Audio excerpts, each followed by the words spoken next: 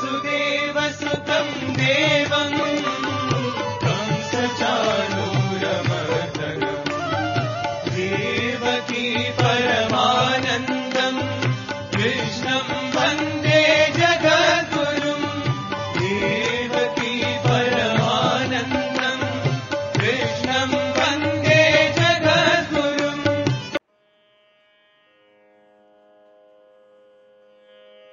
శ్రీ గురుభ్యో నమః. వ్యాస విరచిత శ్రీమద్భాగవతంలో దశమ స్కందంలో నేడు మనం 39వ అధ్యాయం చెప్పుకుంటున్నాం. ఈ అధ్యాయంలో అక్రూరుడితో బలరామకృష్ణుడు ఇద్దరు కూడా అక్కడ మధురానగర విశేషాలని అడిగి తెలుసుకోవటం జరుగుతుంది. అవి నిన్నటి పాఠంలో మనం మొదటి 10 శ్లోకాలలో చెప్పుకున్నాం. అక్రూరుడు వచ్చాడు, శ్రీకృష్ణ పరమాత్మని ఇక్కడి నుంచి మధురకి తీసుకువెళ్తున్నాడు అనేటువంటి విషయం తెలిసి గోపికలు చాలా మనోవ్యధకి గురి అవటం అనేటువంటిది నేడు చెప్పుకోబోయేటువంటి అంశంలో ప్రారంభం.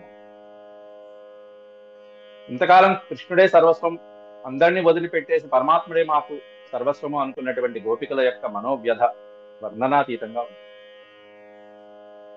మరి అట్లాంటి వాటిని శ్రీకృష్ణ పరమాత్ముడు చెలించాడా, చెలించలేదా, అసలు వాళ్ళ వైపు చూశాడా, వాళ్ళని ఏమైనా ఓదార్చి వెళ్ళాడా అనేటువంటివి కూడా మనం తెలుసుకుంటాం ఈ అధ్యాయంలో. ముందుగా భగవత్ స్మరణ చేసుకుని ప్రారంభించుకుందాం. ఓ శుక్లాంబరధరం విష్ణుం శశివర్ణం చతుర్భుజం ప్రసన్నవదనం ధ్యాయేత్ సర్వవిఘ్నోపశాంతయే వ్యాసం వసిష్ఠనప్తారం శక్తేః పౌత్రమకల్మషం పరాశరాత్మజం వందే సుఖతాతం తపోనిధిం వ్యాసాయ విష్ణురూపాయ వ్యాసరూపాయ విష్ణవే నమో వై బ్రహ్మనిధయే వాసిష్ఠాయ నమో నమః. నారాయణం నమస్కృత్య నరం చైవ నరోత్తమం దేవీం సరస్వతీం వ్యాసం తతో జయముదీరయేత్.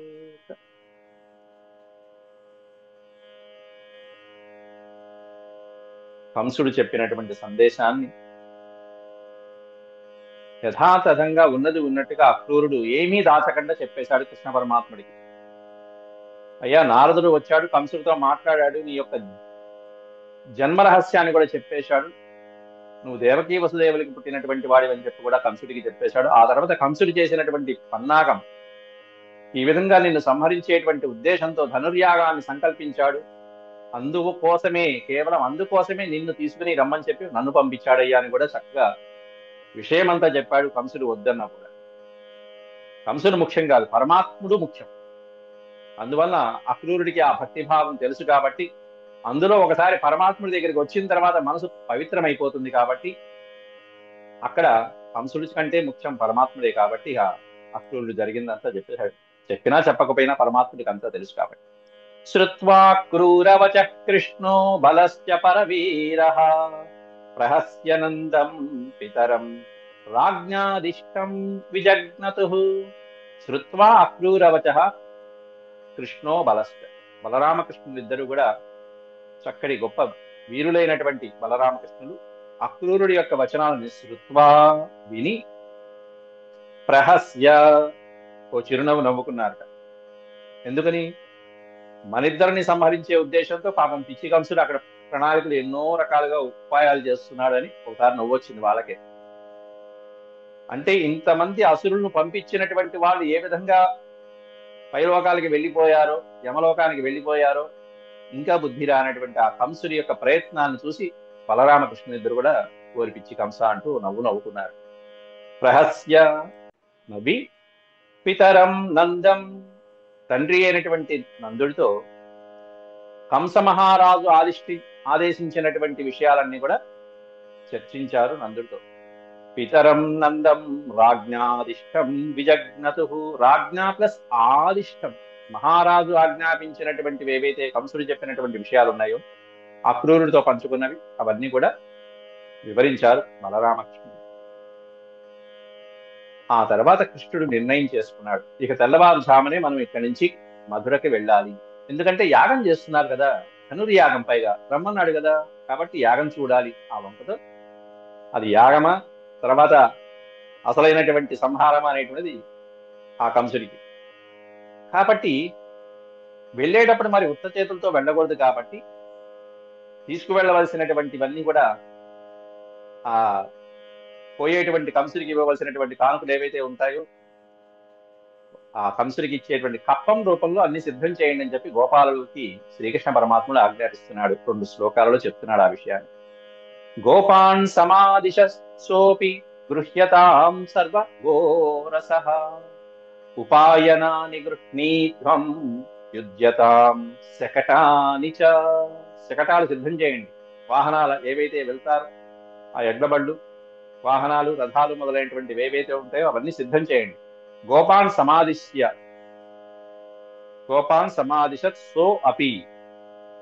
సమస్తమైనటువంటి గోపాలకుల్ని అక్కడికి వెళ్ళవలసినటువంటి వాడిని సిద్ధం చేయండి. ఎందుకంటే నందుడు ఇతర గోపాలకుల్ని కూడా తీసుకురమ్మని చెప్పాడు. ఎందుకంటే కృష్ణ బలరాములు ఇద్దరే వస్తే అనుమానం వస్తుందని చెప్పి మిగతా వాళ్ళని కూడా తీసుకురమ్మన్నట్టుగా చెప్పాడు నందుడు కంసుడు.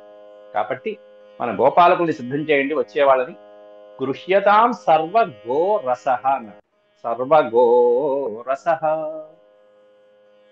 మనకి గోవుల వలన వచ్చేటువంటి పదార్థాలు ఏవైతే ఉంటాయో పాలు పెరుగు వెన్న మేగడ నెయ్యి మొదలైనటువంటివన్నీ కూడా గృహ్యతాం సర్వగోరస. సర్వ విధములైనటువంటి గోరసము గోవుల నుండి వచ్చేటువంటి మన పదార్థాలు ఏవైతే ఉంటాయో అవన్నీ కూడా చక్కగా స్వీకరించండి.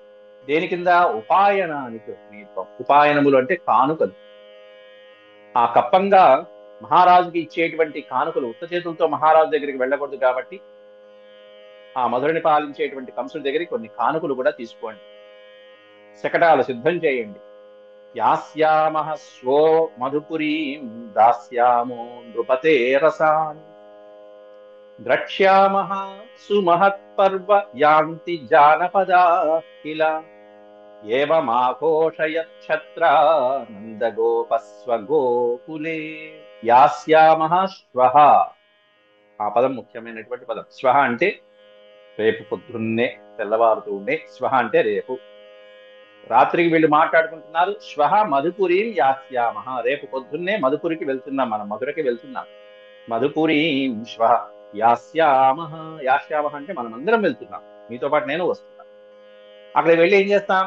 దాస్యామో నృపతే రసాన్. మనం తీసుకువెళ్ళినటువంటి గో రసములు ఏవైతే ఉన్నాయో గోవుల నుండి వచ్చినటువంటి అనేక పదార్థాలు ఏవైతే ఉన్నాయో అవన్నీ కూడా దాస్యామః నృపతే.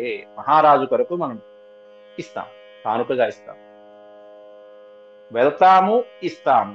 ద్రక్ష్యామః సుమహత్ పర్వ. సుమహత్ పర్వం. పర్వము అంటే ఉత్సవము అని అర్థం. పండుగ, వేడుక. ఏం ఉత్సవం జరుగుతున్నది అక్కడ? ధనుర్యాగం అనేటువంటి మహా ఉత్సవాన్ని సంకల్పించాడు మన కోసం. స్పెషల్ గా మన కోసమే చేస్తున్నాడు ఆ పిచ్చి పెదవ. కాబట్టి ఆ ఉత్సవాన్ని ఏంటో చూసి వారికి ఇవ్వవలసినటువంటి ఫలితాన్ని ఇస్తే ఆ యాగ ఫలితం సరిపోతుంది. కాబట్టి ద్రక్ష్యామః సుమహత్ పర్వం. ఆ మహాపర్వాన్ని ద్రక్ష్యామః చూద్దాం. ఆ యాగంతో పాటుగా ఆ కంసమామను కూడా ఓ చూపు చూద్దాం. యాంతి జానపదా కిల. జానపదాహ యాంతి కిల. అందరూ జానపదులు అంటే మాతో పాటుగా సమస్తమైనటువంటి ప్రజానీకము ప్రజవాసులు ఎవరైతే ఉంటారో వాళ్ళందరూ కూడా యాంతి మాతో పాటు వచ్చుదురుగాక. మాతో పాటు మీరందరూ కూడా గోపాలకులు కూడా రండి అని నగరమునందు చాటింపు వేయించాడు రక్షకుల చేత, రక్షక భటుల చేత. ఏవమాఘోషయత్ క్షత్రా నందగోప స్వగోకులే.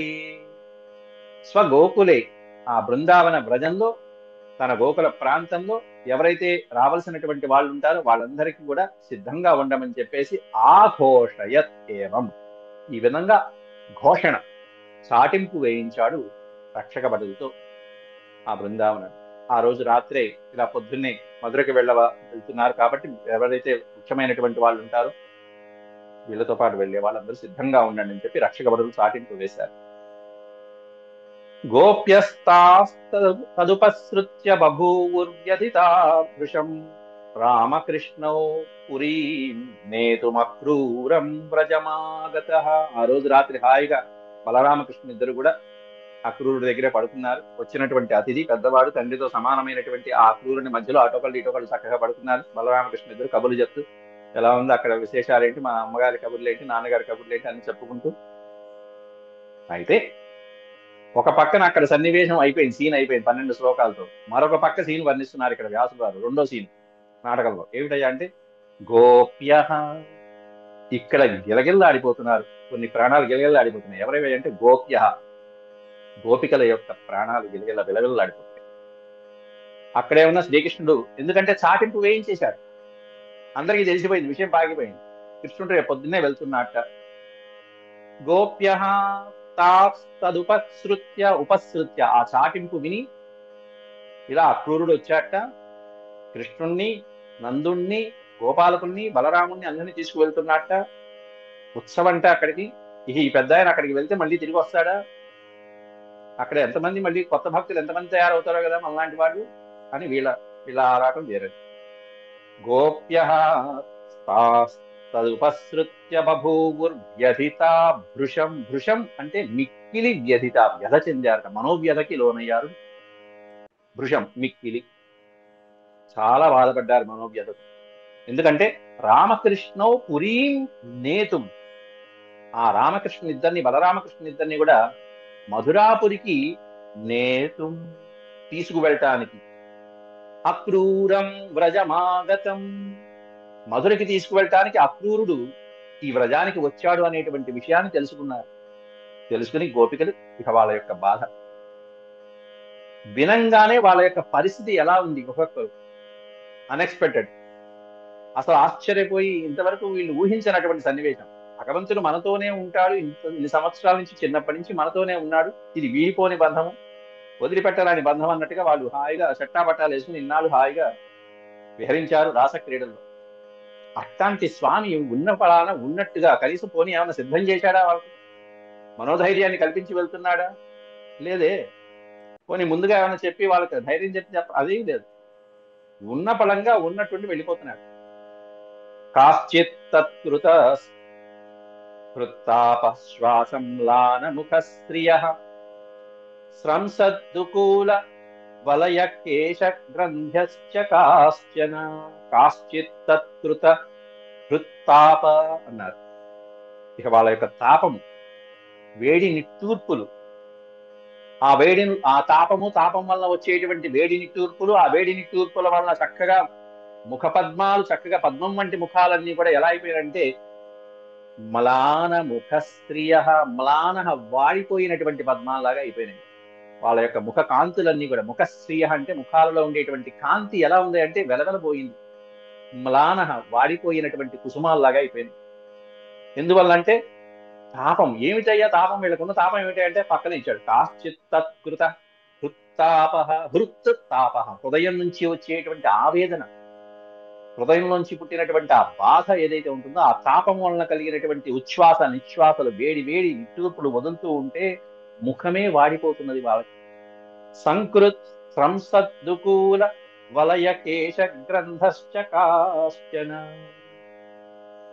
ఆ విధంగా ఉన్నటువంటి ఆ స్త్రీల యొక్క పరిస్థితిలో వాళ్ళు ఒంటి మీద అలంకారాలు గాని, ధరించినటువంటి మాలలు గాని, కేశపాశములు గాని, వస్త్రాదులు గాని ఇవన్నీ కూడా సరిగ్గా చూసుకోలేకపోయారు. సంస్రద్దుకూలం, దుకూలం చక్కటి వస్త్రాలు, వాళ్ళు ధరించినటువంటి వస్త్రాలు గాని, అలంకారాలు, వలయములు గాని, కేశాదులు మొదలైనటువంటివన్నీ కూడా, పీఠముడులు ఇవన్నీ, గ్రంథి మొదలైనటువంటివన్నీ కూడా, అంటే వారి యొక్క అలంకారాదులు, ఆభరణాలు, వస్త్రాలు ఇవన్నీ సరిగ్గా ఉన్నాయో కూడా లేదా పట్టించుకోకుండా అలా నిశ్చేష్టులై, ఏమీ తెలియకుండా ముఖం వెలవెలబోతూ కాంతిహీనమైపోయి పాపం శ్రీకృష్ణ పరమాత్ముడు వెళ్ళిపోతున్నాడు. ఇక మన పరిస్థితి ఏమిటి అని ఆ విధంగా ఉంది వాళ్ళ పరిస్థితి. మరికొంతమంది పరిస్థితి ఎలా ఉందయ్యా అంటే అన్యాశ్చ తదనుధ్యాన నివృత్తా శేషవృత్తయః నాభ్యజానన్ ఇమం ఆత్మలోకం గతా ఇవ. మరికొంతమంది పరిస్థితి ఎట్లా ఉందంటే ఆత్మలోకం గతా ఇవ. ఏదో యోగులైనటువంటి వాళ్ళు, సిద్ధులైనటువంటి వాళ్ళు ఆత్మలోకం గతా ఇవ. ఆత్మలోకం అంటే పరమాత్మని దర్శించేటువంటి ధ్యానంలో నిమగ్నమైపోతారే కొంతమంది యోగులైనటువంటి వాళ్ళు. అలా నిమగ్నమైపోయినటువంటి యోగ సాధకులైనటువంటి వాడు కేవలం ఆత్మ సాక్షాత్కారాన్ని పొందినటువంటి యోగీశ్వరుల యొక్క స్థితి ఎలా ఉంటుందో అలా అయిపోయినట్టుగా బిగుసుకుపోయారు ఒక్కసారి. ఇక వాళ్ళకి ఏమిటి, భగవంతుడి యొక్క ఆత్మ సాక్షాత్కారం కలిగిన తర్వాత ఇక వాళ్ళ యొక్క శరీరాలపైన కానీ బాహ్య లోకాల మీద కానీ ఏమాత్రం ఆశ ఉంటుందా? ఏముండదు. వాళ్ళ యొక్క ఇంద్రియ వ్యాపారాల మీద నేను చూస్తున్నాను, నేను వింటున్నాను, నేను తింటున్నాను, నేను నడుస్తున్నాను అనే ఆలోచన ఉండదు ఇంకా వాళ్ళకి.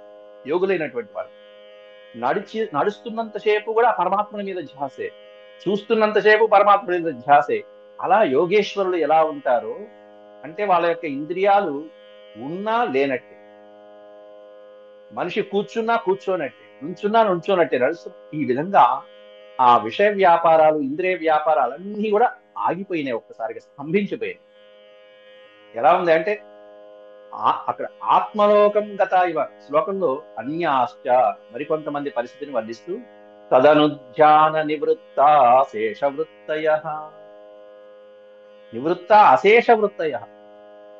వృత్తులు అంటే ఇంద్రియ వ్యాపారాలు, మనం ఇంద్రియాల వల్ల చూసేటువంటి వ్యాపారాలు ఏవైతే ఉంటాయో అవన్నీ కూడా నాభ్యజానన్ ఇమం లోకం, ఈ లోకాన్ని ఏమి పట్టించుకోనటువంటి వారి వలె, నా అభిజానన్ ఇమం లోకం, ఈ లోక వ్యవహారాలతో వాళ్ళకి ఏమీ సంబంధం లేనట్టుగాని అలా నిశ్చేష్టులైపోయి ఏదో పరమయోగులు ఆత్మ దర్శనం చేసుకున్న పరమయోగులు వరే అలా నిశ్చేష్టులు అయిపోయారు కొంతమంది పరిస్థితి. స్మరంత్యశ్చాపరా సౌరేరనుగ అనురాగస్మితేరితా హృది స్పృశ చిత్రపద గిరః సమ్ముముహు స్త్రియః సమ్ముముహు స్త్రియః. స్మరంత్యశ్చ అపరాః, అపరాః మరికొంతమంది గోపికల పరిస్థితి ఎలా ఉందంటే శ్రీహరి యొక్క చక్కటి చిరునవ్వులు ముఖార విందాన్ని స్మరించుకుంటూ కూర్చున్నారట. అలాగే స్వామివారి యొక్క ముఖార విందాన్ని తలుచుకుంటూ, ఆహా ఆ ముఖార విందము, ఆ కనులు, ఆ కనుబొమ్మలు, ఆ తీరు, ఇవన్నీ కూడా గమనించుకుంటూ గోపికలు బాహ్య ప్రపంచాన్ని అలాగే ఈ లోకాల్ని వదిలిపెట్టేసి ఏమి ధ్యాస లేకుండా ఆ మనసులో పరమాత్మ యొక్క స్వరూపాన్నే తలుచుకుంటున్నారు. ఎందుకంటే వాళ్ళ మనసులు అన్ని కూడా శ్రీకృష్ణ పరమాత్ముని మీద ప్రేమానురాగాలతో నిండిపోయి ఉన్నాయి. అట్లాంటి శ్రీకృష్ణ పరమాత్ముని తదేక ధ్యానంతో స్మరిస్తూ ఉన్నారు అక్కడ వారి హృదయాల్లో. వారి హృదయాన్ని దోచుకున్నటువంటి శ్రీకృష్ణుని మీద ప్రేమానురాగాలు గుర్తు చేసుకుంటున్నారు అక్కడ. అనురాగ స్మితేరితా అన్నారు అక్కడ. అనురాగ అంటే వారి మీద ప్రేమాభిమానాలు, కృష్ణుడికి గోపికల పట్ల ఉన్నటువంటి అనురాగము, అభిమానము, ప్రేమానురాగాలు.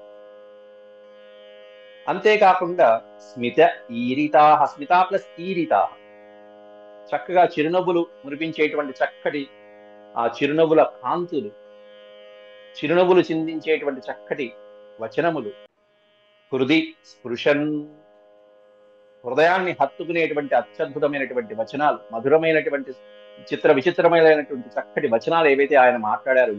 గిరహ అనే పదానికి అర్థం వాక్కులు అని. చిత్రపద గిరహ సమ్ముముహు స్త్రియః, సమ్ముహు స్త్రియః. సమ్ముహు అంటే పదే పదే పదే పదే, ముహుర్ముహు అంటారు. అంటే మళ్ళీ మళ్ళీ మళ్ళీ మళ్ళీ వాటినే గుర్తు చేసుకుంటూ సమ్మోహ వశలైపోతున్నారు కొంతమంది గోపికలు. ఆహా, స్వామివారి యొక్క ప్రేమాభిమానాలు మన మీద చూపినటువంటి ఆ ప్రేమాభిమానాలు ఇవన్నీ స్మరించుకుంటూ మాటి మాటికి ఆ స్త్రీలు ఆనంద పరవశులైపోతున్నారు. కానీ అట్టి స్వామి నేడు మనల్ని విడిచి వెళ్ళిపోతున్నాడే అని భయపడిపోతున్నారు. ఒకసారి ముందు ఆ మాట వినంగానే ఎప్పుడైతే ఆ చాటింపు చేశారో రక్షక భటులు, ఇలా రేపు పొద్దున్నే వెళ్తున్నారని ముందు వాళ్ళన్నీ ఒకసారి గుర్తు చేసుకున్నారు స్వామివారి జీరని. గతిం సులలితాం చేస్తాం స్నిగ్ధహాసావలోకనం శోకాపహాని నర్మాణి ప్రోద్ధామచరితాని చ. గతిం సులలితాం చేస్తాం స్నిగ్ధహాసావలోకనం.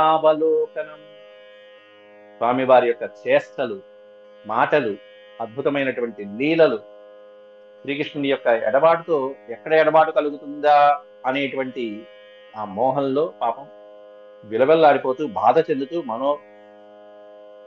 బాధలో వాళ్ళందరూ కూడా అప్పటిదాకా స్వామితో గడిపినటువంటివన్నీ కూడా ఒక్కసారిగా గుర్తు చేసుకున్నారు. గమనము అంటే, గతి అంటే గమనం, నడక. స్వామివారి యొక్క అద్భుతమైనటువంటి ఆ సింహము నడక, మదించినటువంటి ఆ గజేంద్రుడు నడిచినట్టుగా నడక ఏ విధంగా నడుస్తారో అటువంటి నడకని గుర్తు చేసుకున్నారు. సులలితాం చేస్తాం, స్వామివారి లలితమైనటువంటి చేష్టలు, అంటే వీళ్ళని మరిపించేటువంటి చేష్టలు ఏవైతే చేశారో ఇన్నాళ్ళు, అటు యమునా నది తీరంలో గాని, ఇటు బృందావనంలో గాని, వ్రజంలో గాని, గోవుల దగ్గర గాని, ఆ గోవర్ధనగిరిని ఎత్తినప్పుడు గాని, ఇటువంటి చేష్టలు, అంతేకాకుండా గోపికలతో ఉన్నప్పుడు ఏకాంతంలో ఉన్నప్పుడు చేసినటువంటి చేష్టలు, సులలితాం, లలితమైనటువంటి చేష్టలు. స్నిగ్ధ హాస అవలోకనం, స్నిగ్ధ హాసం, చక్కటి మృదు మనోహరమైనటువంటి, ముగ్ధ మనోహరమైనటువంటి దరహాసాన్ని గుర్తు చేసుకున్నారు. అంతేకాకుండా అవలోకనం, ఆకర్షణీయమైనటువంటి స్వామి యొక్క అద్భుతమైనటువంటి దృష్టి చూపులను గుర్తు చేసుకున్నారు. అంతేకాకుండా శోకాపహాని నర్మాణి, శోక అపహాని, వీరి దుఃఖాలని శోకాన్ని దూరం చేసేటువంటి స్వామివారి యొక్క చక్కటి మాటలు ఏవైతే ఉంటాయో, ధైర్యం చెప్పే వచనాలు ఏవైతే ఉంటాయో, మరిపింపజేసేటువంటి బాధని మరిపింపజేసే వచనాలు ఏవైతే ఉంటాయో అవన్నీ గుర్తు చేసుకున్నారు. ఇవి చాలా అవసరం. ఇది మధుర వచనాలంటే. పక్కన ఎవరైనా స్నేహితులు కానీ, బంధువులు కానీ, ఇంట్లో వాళ్ళు కానీ, భార్య భర్తలు ఎవరైనా, పిల్లలు కానీ బాధలో ఉన్నారంటే ఇటువంటివి కావాలి. శోకాపహాని నర్మాణి వచనాలు, బాధ పోగొట్టడానికి, అలక పోగొట్టడానికి, వాటినన్నింటినీ దూరం చేయడానికి మధురమైనటువంటి, మృదు మధురమైనటువంటి, మనోహరమైనటువంటి వచనాలు ఏవైతే ఉంటాయో అటువంటివి అన్ని గుర్తు చేసుకున్నారు. అట్లా చక్కగా అద్భుతమైనటువంటి ప్రోద్ధామ చరిత అని అన్నారు. చరితము అంటే లీలే. ఎటువంటి చరిత అంటే ప్రోద్ధామ.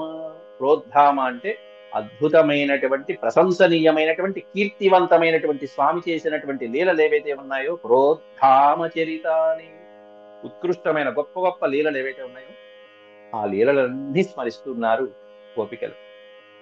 ఇవన్నీ ఆలోచించుకుని ఇక దిగులు పడుతూ కూర్చుంటే కాదు, మనం అందరం కలిసికట్టుగా ఏదో చేయాల్సిందే అనుకుని ఏంటో ఆలోచించుకుని ముందుకు వెళ్తున్నారు. చింతయంత్యో ముకుందస్య భీతా విరహ కాతరాః సమేతాః సంఘర్ష ప్రోచురశ్రు ముఖ్యోచ్యుతాశయా. చింతయంత్యో ముకుందస్య, ఆ ముకుందుణ్ణే చింతించుకుంటూ, ఆలోచించుకుంటూ, శ్రీకృష్ణ పరమాత్ముణ్ణే ఆలోచిస్తూ, స్మరిస్తూ, భీతా విరహ కాతరాః, ఎక్కడ స్వామితో వియోగం కలుగుతుందో, విరహం కలుగుతుందో అనేటువంటి భయపడిపోయినటువంటి గోపికలందరూ కూడా సంఘర్షః సమేతాః, ఒక్కటైపోయారు, సంఘంలాగా అయిపోయారు. చూద్దాం ఏం జరుగుతుందో చూద్దాం అన్నట్టుగా వెళ్ళిపోయారు. మనల్ని కాదని చెప్పి ఆ అక్రూరుడు పరమాత్మని తీసుకెళ్ళిపోతాడా, కృష్ణుని తీసుకువెళ్తాడా చూద్దాం. సంఘస సమేత, ఓ సంఘంలాగా గుమికుడి. ప్రోచురశ్రుముఖో అశ్రుముఖ్యోచ్యుతాశయ, ప్రోచు అశ్రుముఖ్య అన్నారు అక్కడ. అశ్రుముఖ్య, ఓ పక్కన ఏమన్నా అంత గుంపుతో వెళ్ళిపోతూ సాహసం చేస్తున్నా కూడా వాళ్ళకి ఏమిటి వస్తుంటే కళ్ళమ్మ నీళ్ళు వచ్చేసిన ఆపుకోలేక ఆ బాధ, దుఃఖాశ్రువులు, కళ్ళంబడ్డ నీళ్లు. అమ్మో ఇంకేమైనా ఉందా, కృష్ణుడు లేకపోతే ఎలా ఉండగలం, ఆ మాట వింటేనే వీళ్ళు బాధపడిపోతున్నారు. ఇంకా ఆయన లేకపోతే ఇంకేం జీవిస్తారు వీళ్ళు. కాబట్టి గుంపులు గుంపులుగా గుడి మొత్తం బాధపడుతూ, కన్నీళ్లు కారుస్తూ, చివరికి బాధపడుతూనే ఆ బాధలోనే అచ్యుతుడితో ఈ విధంగా బయలుదేరుతున్నారు. అంటే వాళ్ళలో వాళ్ళు చర్చించుకుంటూ, మనకి ఈ ఈ విధమైనటువంటి గండం ఎందుకు వచ్చింది, దీని నుంచి తప్పించేది ఎవరు, అసలు దీనికి అంతటి కారణం ఎవరు అని ఆలోచించుకున్నారు. బ్రహ్మదేవుడితో మొదలు పెట్టారు. ఇక ఎక్కడి నుంచి వస్తున్నారంటే బ్రహ్మదేవుడు దొరికాడు మొత్తం గడి. దీనికి అంతటి కారకుడు ఎవరయ్యా అంటే ఆయన విధాత, ముందు ఆయన వేసేయండి అని చెప్పి ఇక వాళ్ళ మాటలు, వాళ్ళ బాధ, పౌరుషం అంతా ముందు ఆయన మీద చూపిస్తున్నారు. గోప్య ఊచు, వెళ్ళి కృష్ణుని అడగడం కాదు, ఇగో వీళ్ళందరినీ బ్రహ్మదేవుని పట్టుకుని కొట్టడం, ఆ తర్వాత ఏమన్నా అక్రూరుని పట్టుకుని తెచ్చడం, ఇవి వీళ్ళు చేసే పని. అహో విధాతస్తవ నక్వచిద్దయా సంయోజ్య మైత్ర్యా ప్రణయేన దేహినః తాంశ్చాకృతార్థాన్ వ్యునంక్ష్య పార్థకం. విక్రీడితం తే అర్భక చేష్టితం యథా. అహో విధాత, ఓ విధాత, ఓరి విధాత అన్నట్టుగా పలికారు. దుర్మార్గుడ బ్రహ్మదేవుడా, నీకు అసలు ఏమాత్రం దయ అంటూ లేదు. దయా నక్వచిత్, కొంచెం దయ కూడా లేదు నీకు అసలు. దయాజాలి లేకుండా ఏం చేస్తావు నువ్వు అక్కడ కూర్చుని? ఏం సృష్టి చేస్తావు నువ్వు? విధాతవే, మా విధిరాతనంతా మార్చేస్తున్నావు నువ్వు. నువ్వు విధాతవే. అహో విధాత, ఓ బ్రహ్మదేవ అంటూ బ్రహ్మదేవుని పట్టుకుని తిరుగుతున్నారు ఇక. అహో విధాత, నీకేమాత్రం దయ దాక్షిణ్యం కరుణ ఏమన్నా తెలుసా నీకు అసలు? ఏమన్నా ఉన్నాయి నీకు? ఎందుకంటే ప్రాణులైనటువంటి వాళ్ళందరికీ చక్కగా ప్రణయము, ఆత్మీయత, బంధాలు, అనుబంధాలు అనేటువంటి అద్భుతమైనటువంటి ఒక స్నేహభావాన్ని కలిగిస్తావు. ప్రాణుల మధ్యలో వాళ్ళని ఒకటి చేస్తావు, ఒక బంధాన్ని ఏర్పాటు చేస్తావు, ఒక కుటుంబాన్ని, ఒక ఉమ్మడి కుటుంబాన్ని అలా ఏర్పాటు చేసి పెనవేసేస్తావు. కానీ ఉన్నట్టుండిగా వాళ్ళని ఎడబాటు కలిగించేస్తావు. ఎంత బాధలోకి ముంచేస్తావు? నీకు కనీసం దయాజాలి కరుణ ఏమీ లేకుండా ఏమిటయ్యా ఈ సృష్టి చేస్తున్నావు అని ముందు బ్రహ్మదేవుని పెట్టేశారు లిస్టులో. సంయోధ్య మైత్ర్య, మైత్ర్య సంయోధ్య. సంయోధ్య అనే పదానికి అర్థం ఒకటి చేసి అని అర్థం, కలిపి ఒకటి చేసి. మైత్రి అనేటువంటి బంధంతో, స్నేహం అనేటువంటి ఆత్మీయత అనేటువంటి బంధంతో ఒకటి చేసి ప్రణయేన దేహిన, ప్రాణుల మధ్యలో అనేకమైనటువంటి చక్కటి ప్రణయాన్ని, ప్రేమని పెంపొందింపజేస్తావు. అంటే ప్రేమని పెంపొందింపజేసి ప్రాణుల మధ్యలో ఇలాంటి చేసేది నువ్వే, సృష్టించేది. తాంశ్చ కృతార్థాన్ వినయుంక్షి, వినయుంక్షి ప్లస్ అపార్థకం ఈ పదాన్ని విడదీస్తే వినయుంక్షి, వియునంక్ష, వియునంక్షి అపార్థకం, వియునంక్షి ప్లస్ అపార్థకం. వియునంక్షి అంటే సపరేట్ చేయడం, విడతీ. సమయం వచ్చినప్పుడు చూసుకుంటా ఇంక మేమందరం చక్కగా హాయిగా ఉన్నాం అనుకుంటే చివరికి ఆ ప్రేమానుబంధాన్ని ఇంకా మేము ఆస్వాదించే లోపలే ఇంకా మా ముద్దు ముచ్చట్లు తీరక ముందే, ఇంకా ప్రేమలో మేము ఇంకా పూర్తిగా మునగక ముందే, మేము అన్ని అనుభవించక ముందే ఆ బంధాన్ని దూరం చేసేస్తాం. వియునంక్షి, ఎలా ఎలా దూరం చేస్తావు? అపార్థకం విక్రీడితం తే అర్ధక చేష్టితం యథా. అపార్థకం ఏమన్నా అర్థం ఉందా? ఏం అర్థం లేకుండా చక్కగా ప్రేమానురాగాలతో కలుపుతావు. వారి ముద్దు ముచ్చట్లు తీరకుండానే వాళ్ళని కాస్త వేరు చేసేస్తూ ఉంటావు. నీ పనులన్నీ ఎట్లా ఉంటాయంటే పిల్లల చేష్టల వలె, పనికి మాలిన అల్లరి పిల్లల చేష్టల వలె ఉన్నాయా? ఇవన్నీ ఎట్లా ఉన్నాయంటే అర్ధకాల నిరర్ధకాల అంటే ఒక విషయం చెప్పారు. ఇవన్నీ కూడా అపార్థకం. అర్ధకం అంటే పనికొచ్చేవి, అపార్థకం అంటే నిరర్ధకమైనటువంటి వ్యర్థమైనటువంటి పిల్లల ఆటలు ఆడుకునేటువంటి పనులా చేస్తుంది. అర్థం లేని పనులు చేస్తుంది. మా మధ్యలో అనురాగాన్ని పెంచడం దేనికి? ఈ విధంగా విడగొట్టి కనీసం ఆ ప్రేమానురాగాలు పూర్తిగా పొందకమందే విడదీయడం దేనికి? ఏమిటి నీ ఆటలు? ఎలా ఉందంటే పిల్ల చేష్టంలాగా ఉంది నీ పనులు. అర్భక చేష్టితం అంటే పిల్ల చేష్టం. పోనీ ఏమన్నా ఈ పనుల వల్ల అర్థం ఉందా? ఏమీ లేదు. అపార్థకమైనటువంటి విక్రీడితం, ఒక క్రీడ మాతో ఆడుకుంటున్నాం, ఒక ఆట ఆడుకుంటున్నాము. పనికిరాని ఒక అనర్థమైనటువంటి ఆటని ఒక పిల్లవాడు ఆడుకుంటున్నట్టుగా మాతో ఆడుకుంటున్నావు ఈ దేహధారులైనటువంటి ప్రాణులతో. నువ్వు ఇట్టా ఉంది నీ పని, పిచ్చి పనులు నువ్వు చేసేవన్నీ, పిచ్చి వెధవ పనులు అని బ్రహ్మదేవుని తిడుతున్నారు. యస్త్వం ప్రదర్శ్యాసిత కుంతలావృతం ముకుంద వక్త్రం సుకపోలమున్నసం శోకాపనోదస్మిత దేశ సుందరం కరోషి పారోక్ష్యమసాధు తే కృతం. ఇది కూడా బ్రహ్మదేవుడికే, ఈ శ్లోకం కూడా 2 శ్లోకాలు బ్రహ్మదేవుడికే స్పాట్ పెట్టారు. తే కృతం, ఓ బ్రహ్మ తే కృతం, నువ్వు చేసినటువంటి ఈ పనులు ఎలా ఉన్నాయి? అసాధు. సాధు అంటే మంచి, బాగుంది అని అంటాం. అసాధు అంటే పనికి మాలిన పనులు చేస్తున్నావు. ఏమి పొద్దుపోగా తీరుబాట్లు కాక ఇదిగో ఇట్లాంటి పిచ్చి పనులన్నీ చేస్తున్నావు. పిచ్చి పనులు అన్ని పిచ్చి పనులే. లేకపోతే ఎట్లాంటి పరమాత్ముడి అందమైనటువంటి స్వరూపం ఆయనది, అద్భుతమైనటువంటి ఆ స్వరూపం కదా. ఆ స్వరూపాన్ని చూసుకునేటువంటి భాగ్యాన్ని నువ్వు ఆయన నుంచి మమ్మల్ని దూరం చేస్తున్నావు కదా. ఏమిటి బ్రహ్మయ్య నువ్వు చేసే పని ఇవన్నీ కూడా అనుకుంటూ వీళ్ళందరూ కూడా బ్రహ్మదేవుని, ఎందుకంటే శ్రీకృష్ణ పరమాత్ముని యొక్క చక్కటి సుందరమైనటువంటి ముఖము, ఆ ముంగురులు, ఆ చిరునవ్వు, ఆ చెక్కిళ్ళు, ఆ పాదార విందాలు, ఆ చక్కటి నాసిక, ఆ అధరములు, ఇట్లాంటి అందమైనటువంటి ముఖకాంతులన్నీ కూడా చక్కటి ముఖారవిందాన్ని చూసుకుని దర్శింపజేసుకుని ఆనందించేటువంటి మా కన్నుల నుండి ఆ పరమాత్ముని దూరం చేసేస్తున్నావే, ఏమిటి పిచ్చి పనులు నువ్వు చేస్తున్న పనులు అని చెప్పి వీళ్ళందరూ లబోదిబం అంటున్నారు. ఎస్ త్వం, త్వం అంటే నీవు, ఓ బ్రహ్మ, నువ్వు చేసేటువంటి ఏ పనులైతే ఉన్నాయో ఈ పరమాత్ముని మా నుంచి దూరం చేసే పనులు. ఎట్లాంటి పరమాత్ముడు? ప్రదర్శ్య అసిత కుంతల ఆవృతం, చక్కటి ముంగురులు కలిగి ఆనందంగా చక్కగా చూడటానికి ఆహ్లాదంగా ఉండేటువంటి ముకుంద వక్త్రం, ఆ శ్రీకృష్ణ పరమాత్ముని యొక్క ముఖారవిందం వక్త్రం. సుకపోలమున్నసం, అందమైనటువంటి కపోలం, ఆ చెక్కిలి, అధరములు. శోకాపనోదస్మితలేశ సుందరం, శోక అపనోదం అన్నారు. శోకాపనోదం అంటే శోకమును తొలగించునట్టి, అపనోదం అంటే తొలగించుట. బాధలు ఆ పరమాత్మను చూస్తే చాలు మన కష్టాలు శోకాలన్నీ కూడా అలా దూరం అయిపోతూ ఉంటాయి. శోకాపనోద, ఏని చూస్తే? స్మిత లేశ సుందరం, ఆ స్మితం, ఆయన చిరునవ్వు చూస్తే చాలు మన కష్టాలన్నీ తొలగిపోతాయి. ఇక అన్ని లోకాన్ని మర్చిపోవచ్చు, జగత్తుని మర్చిపోవచ్చు స్వామి యొక్క స్మితం, మందస్మితాన్ని, ఆ చిరు మందహాసాన్ని చూస్తే. సుందరమైనటువంటి ఆ చిరునవ్వు చాలు మన కష్టాలన్నీ తొలగిపోతాయి. అట్లాంటి పరమాత్ముణ్ణి కరోషి పారోక్ష్యం, పారోక్ష్యం అనే పదానికి అర్థం ఏంటంటే ప్రత్యక్షానికి ఆపోజిట్ పారోక్ష్యం. ఇప్పటి వరకు ప్రత్యక్షంగా మేము ఏదైతే అనుభవించామో అటువంటి సుందరమైనటువంటి స్వామి యొక్క దివ్య మంగళ విగ్రహాన్ని ఇప్పుడు నువ్వు పారోక్ష్యం చేస్తున్నావు. ప్రత్యక్షంగా ఉన్నదాన్ని పారోక్ష్యం చేస్తున్నావు, దూరం చేసేస్తున్నావు, మాకు పారం చేస్తున్నావు, దూరం చేసేస్తున్నావు. ఏం చేస్తున్నావయ్యా?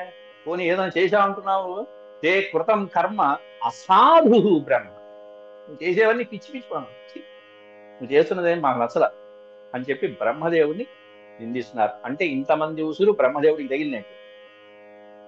ఆ తర్వాత క్రూరస్వం అక్రూర, తర్వాత అక్రూరుని దొరికాడు, అక్రూరుని పట్టుకున్నారు. వాడు అక్రూరుడా? పేరుకే అక్రూరుడు. చిచి, వచ్చి చేసిన పని ఏమిటంటే క్రూరమైనటువంటి పని చేశాడు. ఎంత బాధపడుతున్నారు చూడండి వాడు.